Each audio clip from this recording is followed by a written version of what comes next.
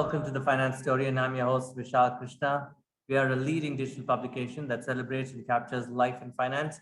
Our series titled Finance 2022 and Beyond is powered by Capita. The series aims to inspire young and old, CEOs and employees alike.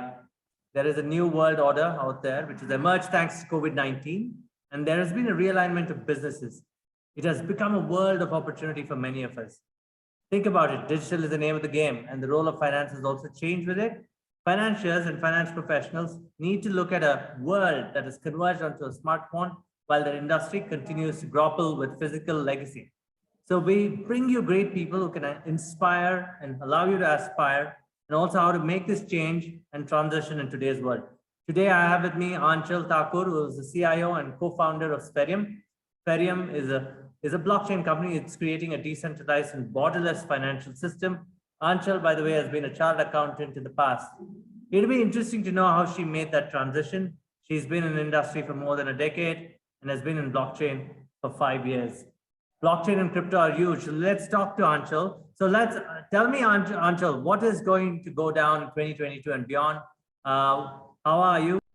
Hi, Vishal. I'm good. How are you? I'm very good. Nice to see you. And it's been a couple of years. Everything all right with you? All good, all good. Despite the COVID, which is not just ready to go right now. Yeah, everything else is good. You know, it's so interesting to see a CA who has now gone on to build a decentralized and borderless financial system. I want to start with that.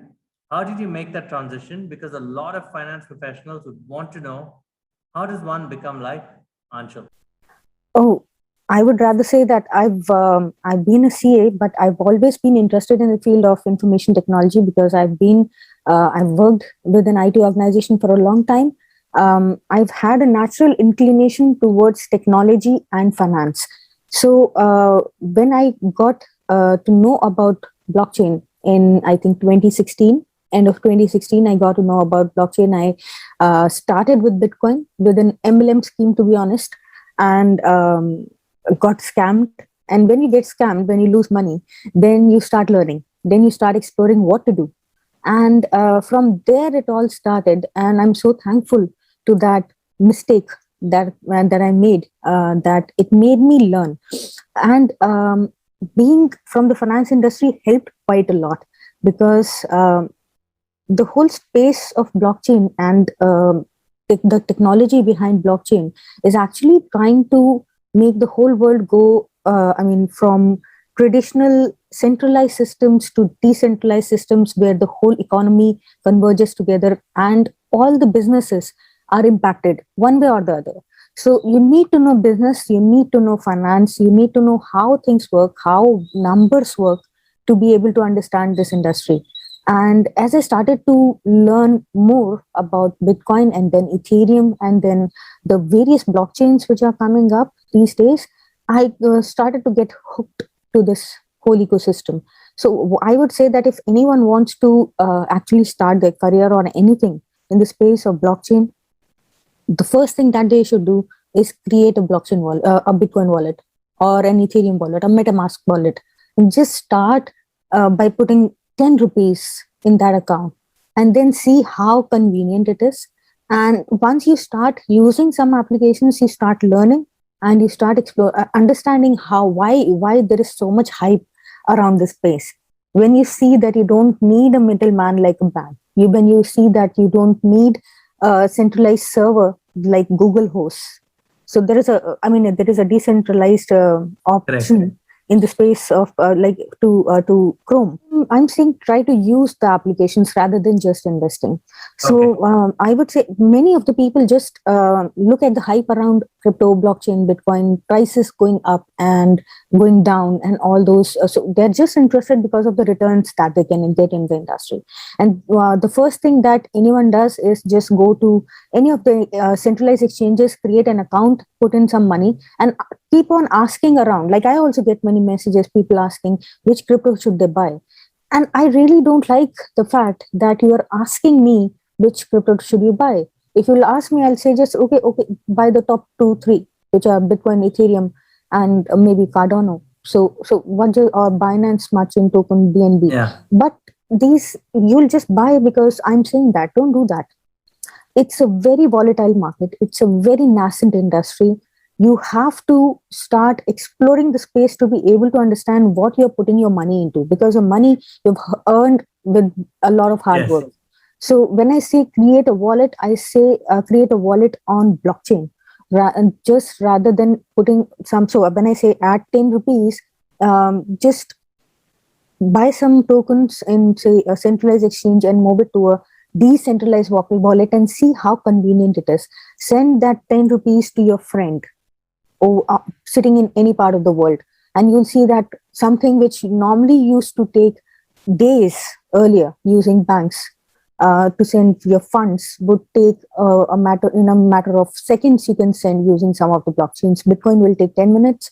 Ethereum might take about a minute or so, but there are blockchains which will do it within a second. Start exploring the blockchain space rather than just blindly investing because of the returns which you are looking at, because it's a very, very risky space. Every financial consultant says do your own research, and that's very much important. Okay, how did that transition happen? I like what you said. You know, in a real world, it's digital, but it's not really not trustworthy. How can blockchain bring that immutability and trust? Did that change with your app, and gradually did you start pushing this business forward with a lot of developers? Was there somebody who moved you to this? Was there a lot of literature that you read? You're a CA who was also a technologist in many ways. You had a nice career in technology and finance, correct? When you moved into this, why did it happen gradually? Was there somebody guiding you? I get what you're saying so far, that for the first time, this is something big. You have people, the money is between people, and people don't have to go to a bank.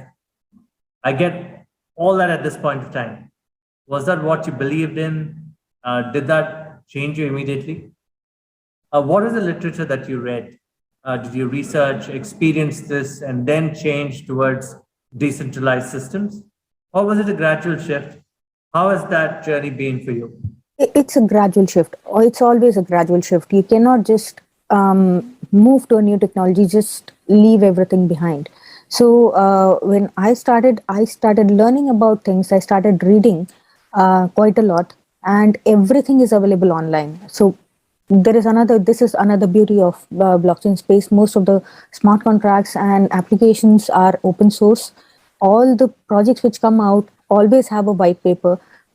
Other than the scam ones, I don't endorse them. So just giving that out. If there is no white paper, if the applications are not open source, don't believe in it. If it's a public blockchain project, so there are two blockchains, private and public. So if it is a public blockchain project, does not have a white paper or does not have an open application which you can check that something is happening at the backend, don't trust in it.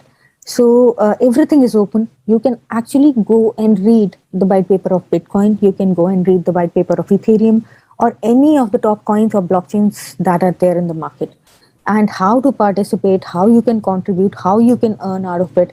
Everything is available online.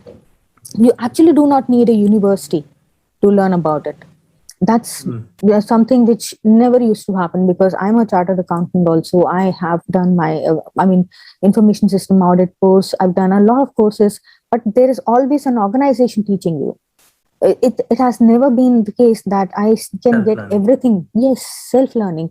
Most of the startups, they do not give away their secret sauce, what they're building. But most of the projects that you see in the space of blockchain have white papers before the product is ready. So they, detail out what they're going to build, how they're going to build it. And that really helps the others also who want to enter the space to learn and create something similar or better. And that's the reason this space has been growing at such a fast pace. I'm also glad when you said that you don't endorse the bad actors in this crypto and blockchain world. So I'm glad you said that. But when you enter the space, one needs to study its white papers. It's a very technical subject. I'm glad you said if you're a gambler, we don't endorse you. Your thoughts are very important for me, because I'm glad you said this technology has a future. And why should finance professionals understand this? Perhaps we'll now go into Spherium itself if you explain what decentralized finance and borderless means. We could talk about why finance professionals can understand this aspect better. Should they get themselves certified for this technology? Or is it just going to be like, easy to understand, or is it easy to go study? Can they go understand Spherium as well as a SaaS kind of a business? Is that going to happen? Is Spherium going to be a SaaS business itself? Talk about that bit, and perhaps you could start. Why did you start Spherium at this point in time? It's been 3 years or 2 years now. Yeah, it has been close to 2 years, about 18 months since we started working on the technology. So Spherium is a DeFi platform. So when I say DeFi, it is decentralized finance platform. So decentralized finance is trying to actually be something which is better than the current financial ecosystem, because it's Web 3.0, as I mentioned earlier as well. So improved version of the current financial ecosystem. Right now, if you have to send your funds to any other country, or if you have to lend or borrow, you have to provide certain number of documents. Even after providing security, you may or may not get your loans. It is not possible for you to directly. So how does a bank work actually? Any person, people like you and me, we save some money, we create a savings bank account, create FDs, put our money inside. Bank takes that money, lends it out to other individuals. Now here, the central person is the bank. And they don't tell us who they're giving it to, right? They don't tell us who they're giving it to, first of all. We have to trust that they're doing the right thing, which has been proven over and over again has not been very efficient, because many of the bad actors have been able to take away a lot of funds without this, adequate security. Organizations take undue benefit of the same, who have those connects with the banking organizations or the current financial ecosystem. And people like you and me, who have actually put in those 100 rupees in the bank and which has been lent out, may be into trouble because of all this issue which is happening. And there are many countries which are grappling with so much financial unrest and deflationary or so inflationary scenarios where the currency is devalued only because of the wrong way in which money is handled in the country. And actually the individuals, the citizens, don't have any control or any kind of visibility into what is happening, because they don't take any kind of decisions.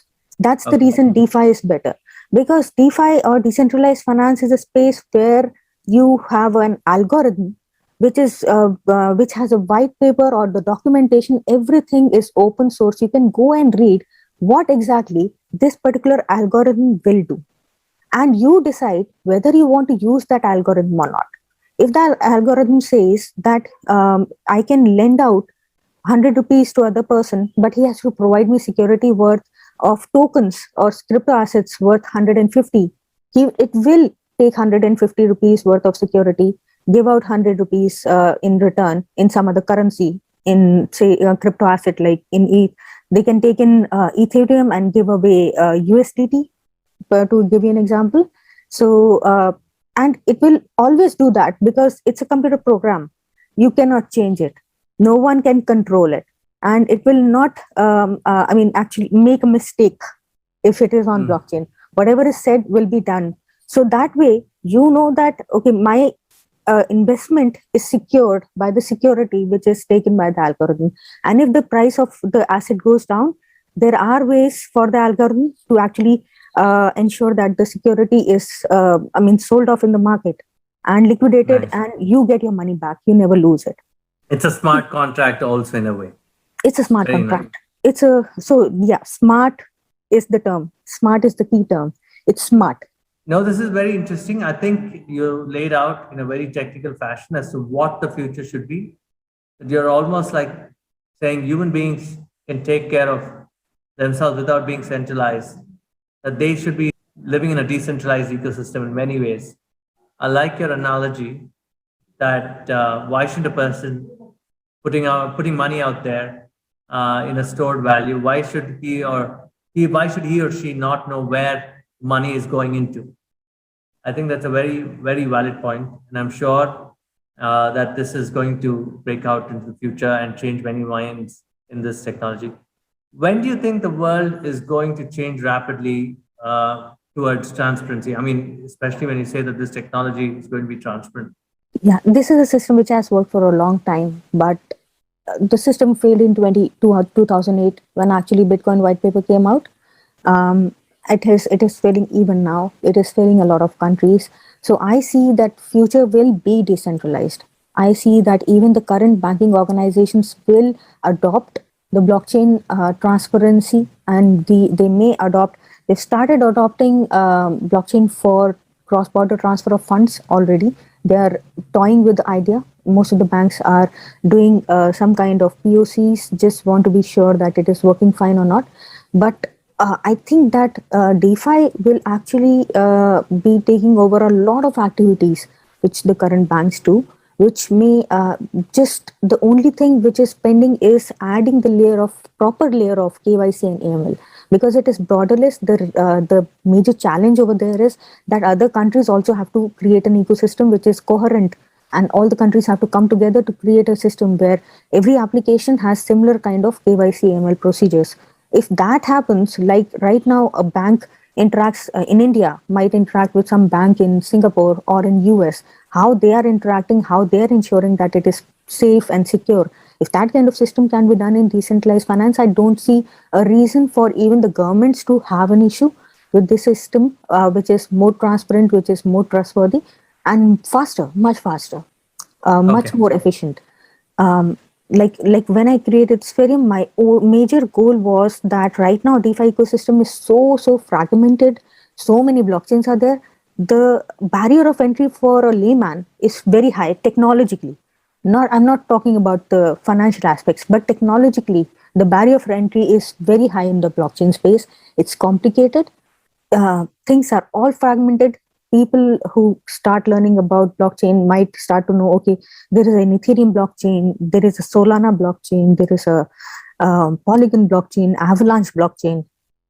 They might put in their hard-earned money into one or two blockchains, and when they go to an application which is famous, they'll just go and see that, okay, Ethereum is charging me $50 to $100 for a transaction. They would say, oh, how will I do this transaction? So then they have to know that there is another blockchain which is cheaper. And if they put their money over there, it's so complicated to now find another application which does the same thing.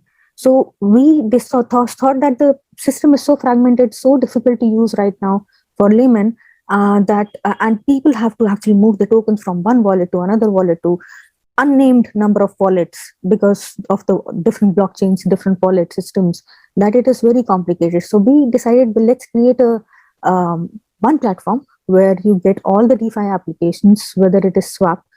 So swap is when you convert one token into another, and then whether or it is staking or yield farming, where you actually put in your savings, put in your money and get some return. By that's kind of a FD, but you have the control. You can take that money out whenever you want. So does the user know where the money goes? It's in the application itself. The user has complete visibility. They can see the numbers. They can see where it is in the application. So everything is open. And so that money is kept over there, used for either for lending, or the application tells. To specify. It has to specify that you're putting your money into lending protocol. It has to specify whether your yield farming funds will be used for providing liquidity on the swap function. So all that is there. So whether you have to do swap or you have to, and whichever chain you are on, one application. But you can know one thing, that if you gave the money to an application, to a algorithm, that algorithm will give out your money to someone only in return for a security, which is more than what you have actually given to them. So unless someone adds security, which is at least 1.2 or 1.5 times of the money borrowed from the application, it will not give out any funds. And to do it in a decentralized manner, it actually has oracles. So we are going actually a little deeper, a little difficult for the layman to understand, but they use oracles to ensure that the price of assets is always updated. So what happens in normal banking system is that someone comes and gives you papers of their land or building property, give a valuation report, and after that, if the value of the asset goes down, it's very difficult to to continuously monitor whether the asset is even enough to cover the loan which was provided. But in case of decentralized finance application, they use oracles, which within few seconds they keep on updating the price of your assets automatically, so no one has to actually monitor. I have a doubt, if you may answer this, because for the benefit of our finance audience, say if somebody puts in money in these DeFi apps and that goes into lending, how do you also recognize that it's being lent to the right person, that the money is not going to a terrorist or a gang or an organization that's into narcotics or something? Because they would be using that to move their money, right? And it becomes a problem, but I'm sure that people will be happy when they get their money back and the money lent is coming back to them in the right fashion. People would be happy to know that it's not going into some bad actor. Is there a case for you to understand, if you can point out where the money is going and where it's not going? Currently, there is the applications which are decentralized from DeFi space do not. That's why I said do not do KYC. That's a very big problem. That's what you've gotten into. KYC is very important for both parties, all parties. All parties. So currently that is not happening. And till the time it is not happening, you cannot know whether the money has gone to whoever person. There are still some limitations, I would say, because till now, most of the wallets do not have KYC mechanism. And KYC AML is a very big concern in the space of blockchain and crypto. The reason being that wallets do not have names. Verifiable names are not there on the wallets. So if you're sending funds from one wallet to another, blockchain understands that this amount has gone from this particular wallet to this particular wallet. But other than that, how will you prove which that you're sending money to not to a terrorist or not for using for anything wrong? So institutional adoption is still at a very nascent stage, because most of the wallet providers or even the applications do not have inbuilt KYC in them. So what we're building is all the DeFi applications. So what we are going to implement is we are going to add a layer of KYC very soon. So we are in talk with some of the KYC providers right now as well, because we want to be 100% compliant. And anyone who just does not want to have that layer of compliance on top of the applications and just want to be anonymous may not like our application for that fact. But we want to be compliant because we want to actually have institutional adoption. You could tell me the difference between Metaverse, Web3, DeFi, or the same? So DeFi, Metaverse right now all are part of Web 3.0. So everyone who's building something in decentralized financing world is actually building Web 3.0. So Metaverse is a part of it. DeFi is a part of it. So they're all parts. DeFi is focused on finance industry, basically improving the financial ecosystem. And Metaverse is a very new concept which has come in. It's very nascent. When I say very nascent, it is, I guess someone would have thought about it a long time back, but in the space of blockchain and crypto, it has gained prominence just in 2021. And that too, after the NFTs became a lot more prominent, after the NFTs like CryptoPunks or Basie and Macy started gaining a lot of value in hundreds of thousands of dollars, people started to take notice of NFTs. And then there were creators who started using those NFTs in a virtual world. And with that usage, the metaverse concept evolved. So now metaverse is something where we see a combination of VR, AR, as well as, and Facebook, when Facebook changed the name to Meta, it suddenly became very prominent that this is something where the world is heading. So till now, we have been seeing people meeting through the meetings that we are having right now. We're talking on in a virtual environment, but we are in 2D environments. And people are, since COVID, everyone is at home. People are not able to go out and socialize and meet each other. So and AR, VR applications have been there, but they're not very successful. Now, since metaverse is coming up, most of the people, when they'll start gaining a lot more interest in the space of metaverse because of probably the financial incentives, or because they can participate in the ecosystem easily by buying a small plot on Decentraland or Sandbox or something like that. All those aspects might come in, and the pace of growth of AR VR applications in metaverse on the blockchain will increase. So when I say Web 3.0 is an all-encompassing ecosystem, it is actually covering finance, it is covering businesses. Now it is also adding aspect of IoT, AR, VR using metaverse, where people are actually able to create their digital avatars, and those digital avatars can be NFTs. So when I talk about NFTs, non-fungible tokens, you can actually have a digital avatar of your own, which you can own. You might have bought from a creator, from an artist who might have created that avatar somewhere and sold it to you. And you can just use that avatar, go to an environment where you can build a place of your dreams, which is not available in the real world. And in that particular place, you can actually call your friends and show them around that this is what I have created in a digital world, and have social interactions, make it look better. You can play games, you can have concerts. So I know some of the projects which are doing excellent work in the space of metaverse. I mean, their metaverse is better than the real world. It looks so good.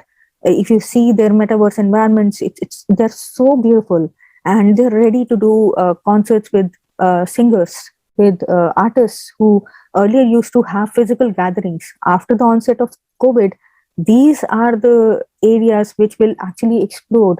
In my opinion, might be different, but this is my opinion. You're a wealth of knowledge, and quickly, can you tell us how is banking going to embrace this one, and should finance professionals take particular courses for these subjects? Yeah, Go on. Yeah, I would say that banking is going to it is already making a lot of changes. I was in an event where I had excellent panelists, and we had viewers from SBI, and they themselves mentioned that they are already adding a lot of aspects of blockchain into the current system. Because they said that there is no option, because the world is adopting blockchain.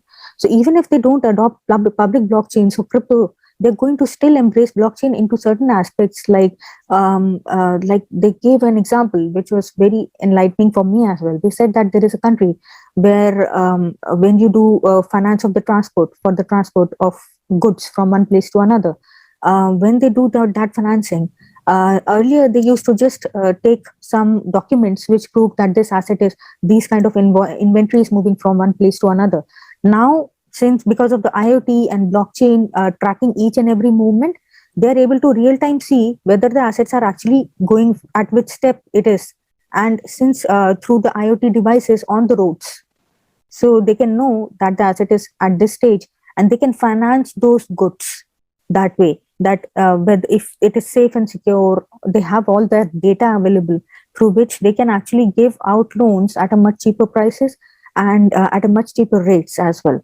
So blockchains, they are already embracing in certain aspects. They have already started including those aspects. So it is imperative for finance professionals, whether it is CAs or otherwise MBA finance or any qualification you have.